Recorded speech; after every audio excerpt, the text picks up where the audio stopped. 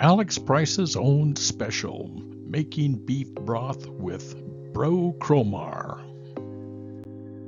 Hi Alex, it's Brother Cromar. I've been trying to figure out when I could get together with you, when I could do the beef broth. But I decided, I'm going to do one of the parts. It just takes some time, but it isn't that difficult. I thought I'd make a little bit of video here to show you what I'm doing. And that's where I'm roasting the beef in the oven. But you can do the same thing with chicken or other kinds of things. Now, this probably just looks like a bunch of plastic mess. But what it is I've been to the Springville meat company that's just over there off of 4 South, in like a block west of our main street. Block west of our main street. And I asked for some beef shanks, and they got them ordered in pretty quickly. They usually don't keep them in stock, but they ordered some in, and this is what I got. I've got, let's see, like 1, 2, 3 great big beef shanks that have been just sitting in the freezer like forever, and I gotta do something with these. Now, this is the part that really is kind of sucky. I don't have a stand to put my camera and attach it to. I've just got it sitting here on the counter. So I hope you can get a good angle on all that. But basically what I'm gonna do is I'm gonna take each one of these beef shanks and I'm gonna take it out of its wrapper, just dry it off a little, and put it here on a tray that I've covered with aluminum foil. And I'm gonna cover it with oil and put it in the oven and cook it like at 405, 410 degrees so that it gets brown on the outside. Now these things they're not quite frozen solid, but they're pretty close to frozen solid, and that doesn't matter. And the reason why it doesn't matter is because what we would normally do is we take it directly from this state where it's been browned and cooked on the outside and put it into a big stew pot. But so we can do this later. What I'm going to do is I'm going to brown these on the outside, let them cool down, and then I'll put them into the freezer again and then bring those over. Sorry about the noise, Alex. I set my camera up against our ice maker on the countertop and it got a little noisy. Okay, so let's just open this first bag here. And nothing big to it. Looks like they may have double bagged it, which is okay.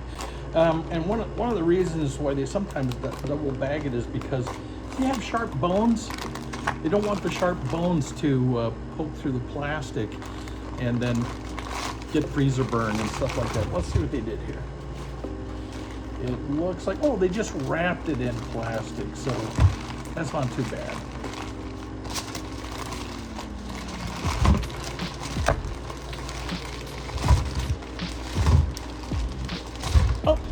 It does have an extra wrapping or something. Let me look. No, we're down. It's just a plastic wrap. Let's see. I'll take that off of there. And if you wanted to, you could go to the butcher and you could say, could you take me some beef shanks and you can cut them even smaller if you want, if that's easier for you to work with. In this case, I just said, no, give me some shanks, and so that's what I got.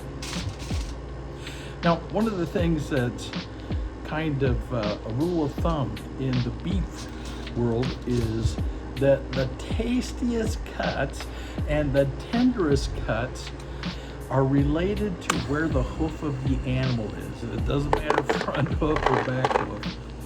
The closer that something is to the hoof, either the front legs or the back legs, the more beefy flavor it has. And so what we're looking for when we're doing our beef stew is a nice beefy taste. And but the problem with that is, the other rule of thumb is, the further away from the hoof, the more tender it is. So because these are just right before you get to the hoof, we're talking a tough piece of meat. If I were to take like one of these things and cut it up, thickness of a steak and fry it on a pan, you'd be chewing on that thing all day. And what it takes to soften up meat like that, and we're going to probably use some of this beef in our stew, is it just takes time and low heat. So that's why when we use this for making our broth, we can take the meat and peel it all out, get rid of all the parts that are just too chewy, And so that's what we're gonna do. So give me a second here. I'll get these all unwrapped and put onto the tray.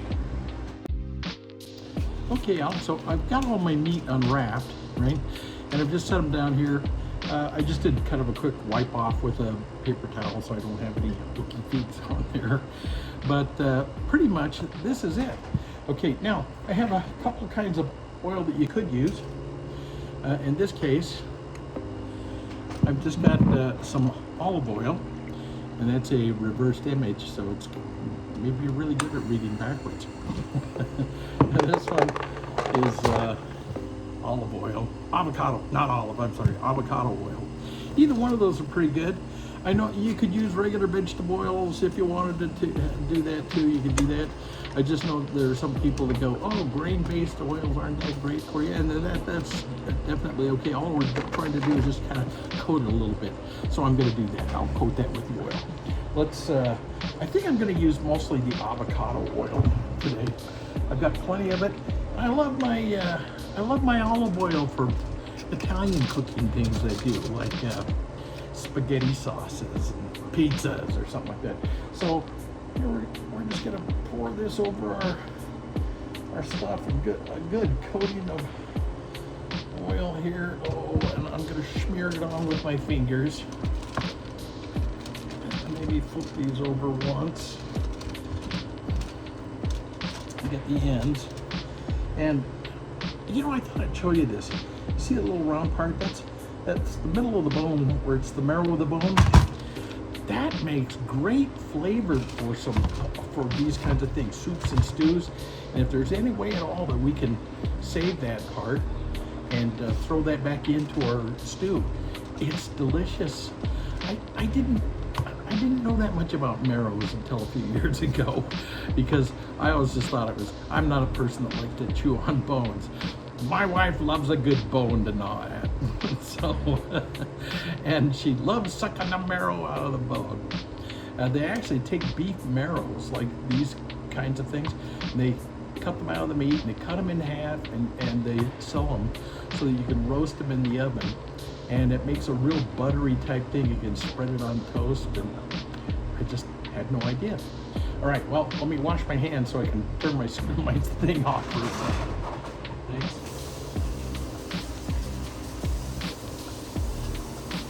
All right, let's see if I can push the button.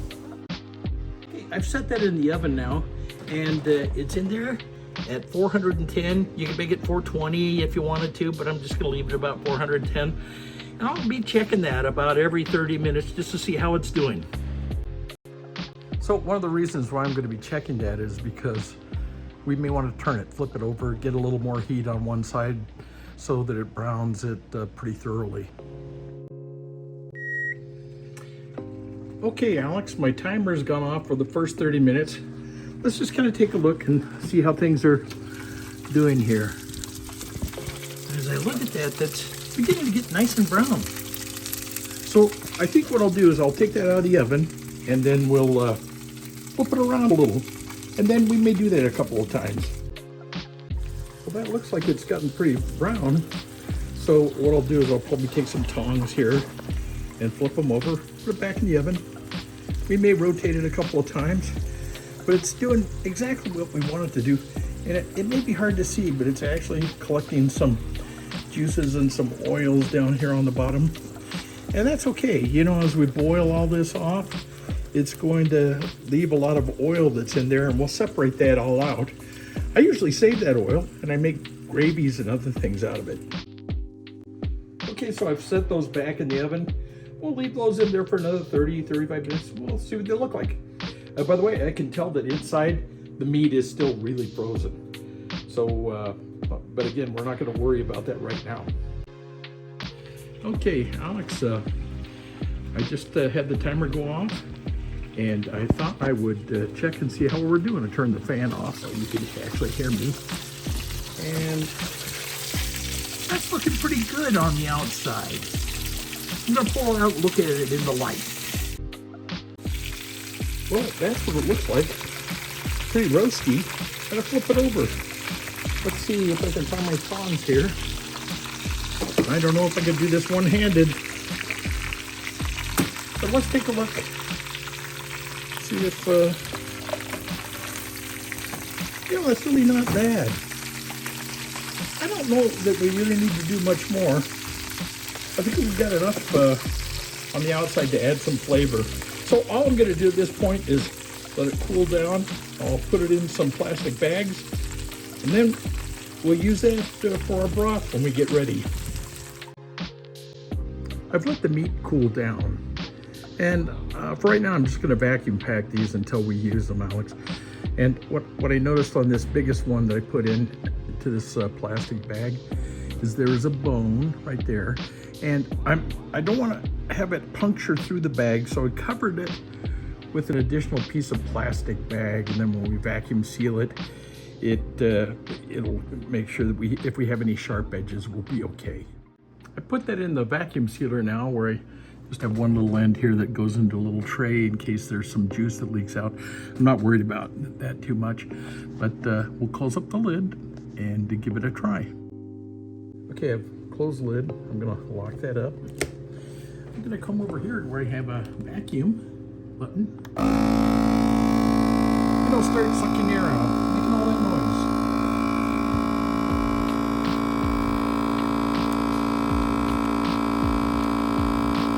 And even though you're supposed to leave it all the way on until it automatically seals, I've never found that my food saver does a great job of doing that, so I just hit the seal button when I think most of the air is out that I need to get out.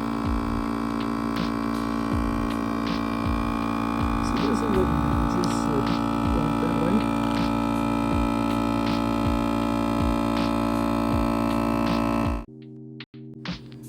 I hit the seal button. It should get us a seal here in a second. Usually after that light goes off, it's ready. And what I'll often do is I'll put a double seal on things that I vacuum seal. Okay, it should be done sealing. So let's take a look here. And it looks like it's got a nice seal on it. And what I'm going to do is just kind of move this down just a little bit more. Right there is where that, you see right there is a little hot bar. It heats up and it seals things. So I'm going to just close that up again, lock it in place, and hit the seal button one more time. That'll give me a double seal.